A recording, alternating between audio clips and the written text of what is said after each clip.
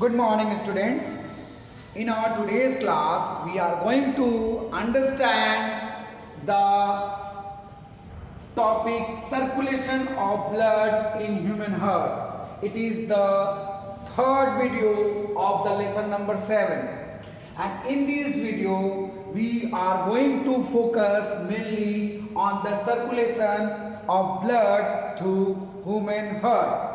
So first of all, we should understand that the chamber that is called right atrium and left atrium are separated with the help of a muscular structure between them, and this muscular structure is called interatrial septum. Similarly, the right ventricle gets separated with the left ventricle with the help of another septum, and this is obviously muscular in structure, and this septum is called interventricular septum. Okay, so these two septums do not allow the blood of left side of the ventricle to mix into the right side, means both the blood gets separated together, means they do not mix with each other. Similarly, the blood in the atrium of the right side and left side do not mix with each other due to presence of this septum. Sorry. Now we are going to understand how the blood circulation take place. See, you know it well that this is the superior vena cava. Superior vena cava. It receives the blood from upper part of the body, and this blood is mostly deoxygenated blood. Means this blood do not contain oxygen. That's why it gets its name deoxygenated blood. Similarly, the deoxygenated blood from upper side of the body and deoxygenated blood from the lower side of the body through inferior vena cava move into the right atrium. So when the right atrium receives a lots of blood, it gets diastole, means it just inflames, or you can say it relaxes. After just few seconds or just fraction of second, the atrium contracts, and this contract of the atrium called arterial systole, and this arterial systole cause the movement of the blood from the atrium to the ventricle, and in this case this tricuspid valve opens. Due to opening of the tricuspid valve, the blood from the right atrium, which is obviously deoxygenated blood, means which contain mostly carbon dioxide, move from the right atrium into the right ventricle. And when the ventricle systole, means when ventricle contract, the blood from the right ventricle move with the help of the pulmonary artery, means this blood move into the ventricle, and when the ventricle contract, the deoxygenated blood with the help of the pulmonary artery move to the lungs. So from this side it goes to the left lung, and from this side it goes to the right lung. Why does it go to the left and right lungs? Why does the blood move to the lungs? Actually, in the lungs, the blood gets purified, means deoxygenated blood give out their carbon dioxide to the lungs and take oxygen, and now in the lungs the deoxygenated blood convert into oxygenated blood, and from right lung it move into through these two pipes. See, this is the two pipes, and here also two pipes. From left lung it moves through these two pipes, and these two pipes are called pulmonary vein. So with the help of pulmonary vein, the blood from left lungs and from the right lungs directly open into the left atrium. So the left atrium receives the oxygenated blood, Again, the atrium systoles means is contract. The blood from the left auricle or left atrium move into the left ventricle due to opening of the bicuspid valve. Bicuspid valve. And again, when the ventricle systoles, in this case, the bicuspid valve closed and the blood from the left ventricle move with the help of aorta. This is aorta, and the aorta is the largest artery which circulate or transport the oxygenated blood throughout the body. So this is the largest artery which supply the oxygenated blood throughout the body, and this is aorta. So aorta receives the blood from the left ventricle and it supplies the oxygenated blood throughout the body. So if you see in simple way, in form of cartoon, then these all are the four chambers of the heart. This is called right atrium, this is called left atrium, this is called right ventricle, and this is called left ventricle. So right atrium receives the blood with the help of vena cava. This is vena cava. Okay. So this, with the help of this vena cava, the right atrium receives the deoxygenated blood. With the help of right atrium, the blood moves into the right ventricle, and from right ventricle one blood vessel comes out, and this blood vessel is called pulmonary artery. So from right ventricle, blood moves with the help of the pulmonary artery to the lungs, and in the lungs the blood exchange their carbon dioxide and take the oxygen, and after taking the oxygen they enter into the left atrium, and from there it again moves to the left ventricle, and from left ventricle one more blood vessel comes out, that is called aorta, which carry the oxygenated blood throughout the body. So in this way you come to know how the circulation takes place through human heart. Now we are going to understand the process in sequential way, as I repeated the three terms sorry, arterial systole, ventricular systole, and diastole. So these are the three events take place one by one after one in a single heartbeat, and this sequential event together called cardiac cycle. And in this cardiac cycle there are three events. One, or a single heartbeat.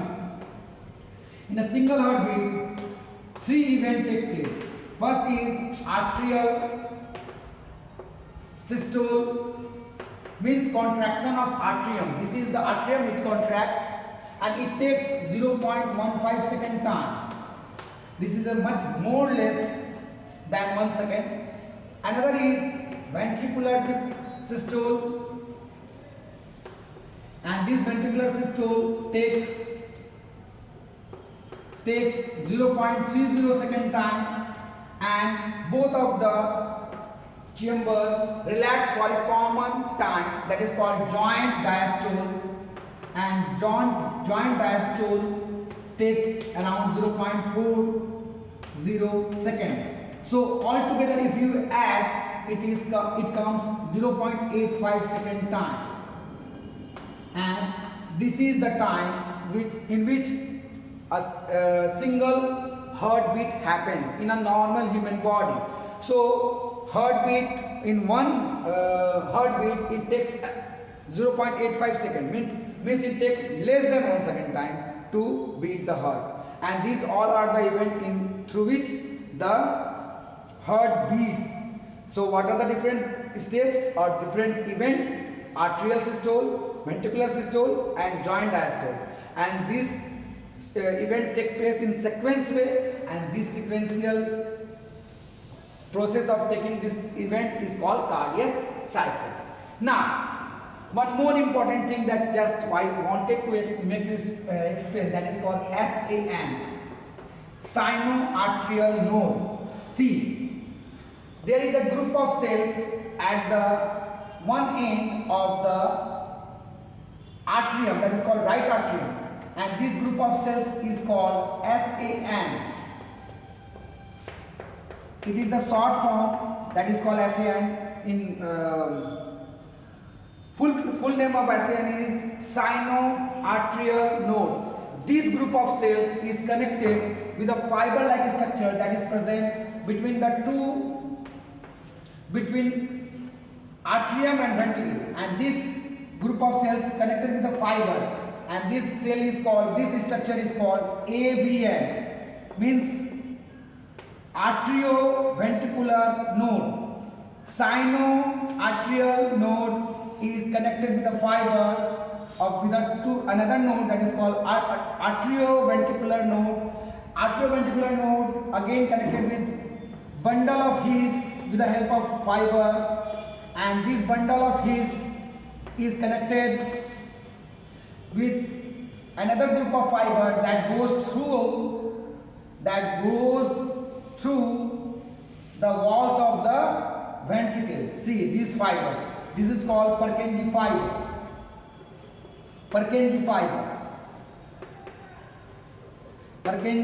fiber. And these all structures together help in arterial systole and ventricular systole and joint diastole.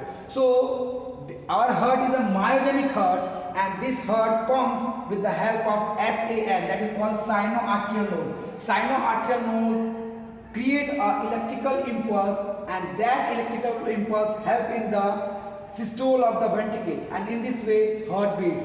So this electrical impulse is created by SAN, and this SAN is also called pacemaker because it helps in the beating of the heart. I hope you understood these things. Once again, if you want to understand, I am just making you aware. From the right side of the artery, the deoxygenated blood from vena cava enter, and at the same time in the left side of the atrium, the oxygenated blood from the lungs move into both the atriums systole together. The blood from the right auricle move into the right ventricle, and from the right auricle move into the left ventricle due to opening of the tricuspid and bicuspid valve. When the ventricle systoles, it contracts simultaneously, and due to the contraction, tricuspid and bicuspid valve close, and the semilunar valve at the root of the pulmonary artery and aorta opens, and from right ventricle the blood moves with the help of aorta to the lungs, and from left ventricle the blood from the aorta moves throughout the body.